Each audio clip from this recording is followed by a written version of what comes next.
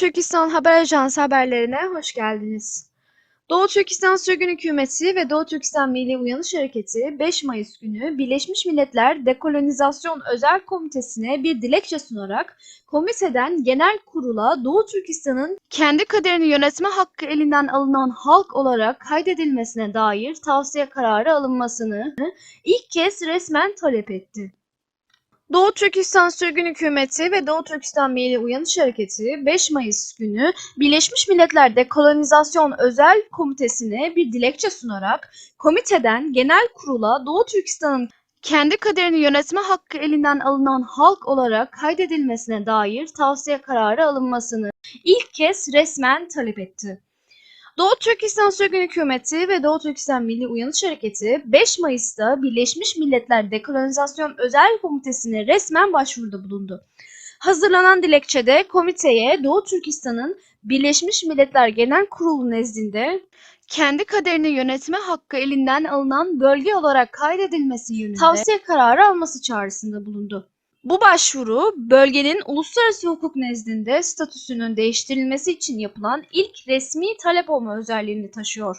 Bu kayıt, Birleşmiş Milletleri Doğu Türkistan'ın kendi kaderini tayin etme yolundaki sürecini denetlemekle yükümlü kılan bağlayıcı bir uluslararası çerçeveyi harekete geçirecektir.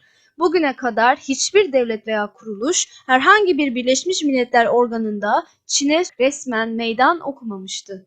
Çin hükümetinin yeni yer anlamına gelen Şincan olarak adlandırdığı Doğu Türkistan, 1949 sonunda Çin tarafından işgal edildiğinde Doğu Türkistan Cumhuriyeti olarak hakimiyet sürdüren bağımsız bir devletti.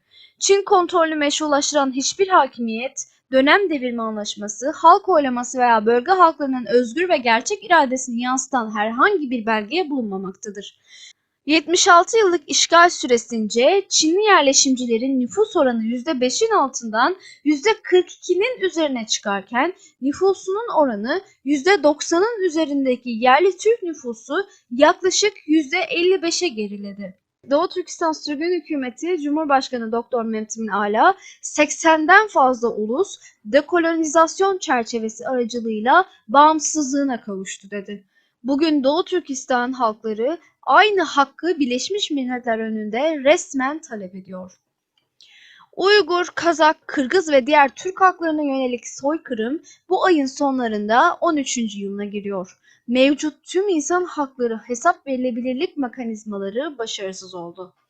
Birleşmiş Milletler İnsan Hakları Yüksek Komiserliği Ağustos 2022'de ihlallerin insanlığa karşı suç teşkil edebileceği sonucuna vardı. Amerika Birleşik Devletleri hükümeti ve bir düzine batılı parlamento bu vahşeti soykırım ve insanlığa karşı suç olarak tanıdı. Uluslararası Ceza Mahkemesi 2020'den bu yana sunulan 4 kanıt dosyasına rağmen resmi bir soruşturma açmadı.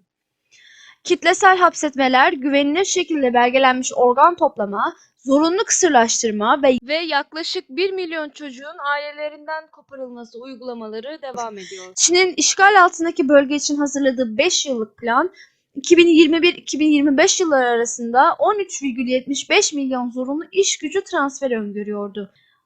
Ocak 2026'da Birleşmiş Milletler özel raportörleri gerçek rakamların bu öngörüyü bile aştığını ve transferlerin insanlığa karşı suç olarak köleleştirme boyutuna ulaşabileceği konusunda uyarıda bulundu. Doğu Türkistan Sürgün Hükümeti Dışişleri Bakanı ve Doğu Türkistan Milli Uyanış Hareketi Başkanı Salih Hudayar, devam eden soykırımın kökeni Çin'in Doğu Türkistan'daki sömürgeci işgaline dayanmaktadır. Dekolonizasyon ve bağımsızlığımızın yeniden tesisi halkımızın hayatta kalmasının tek etkili garantisidir dedi. Çin sadece soykırım yapmakla kalmıyor, aynı zamanda sömürgeci tahakkümü geri dönülemez hale getirmeye çalışıyor. 12 Mart 2026'da Ulusal Halk Kongresi farklı halkların ve kültürlerin silinerek tek bir Çin kimliği altında eritilmesini yasalaştıran etnik birlik ve ilerlemeyi teşvik yasasını kabul etti.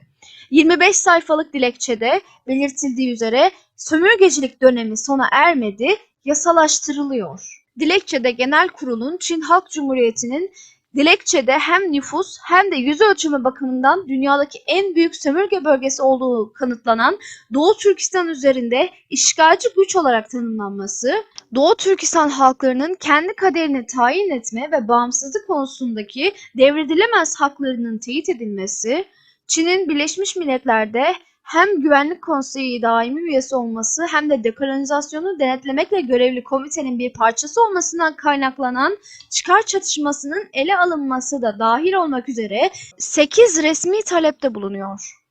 Bizi dinlediğiniz için teşekkür ederiz.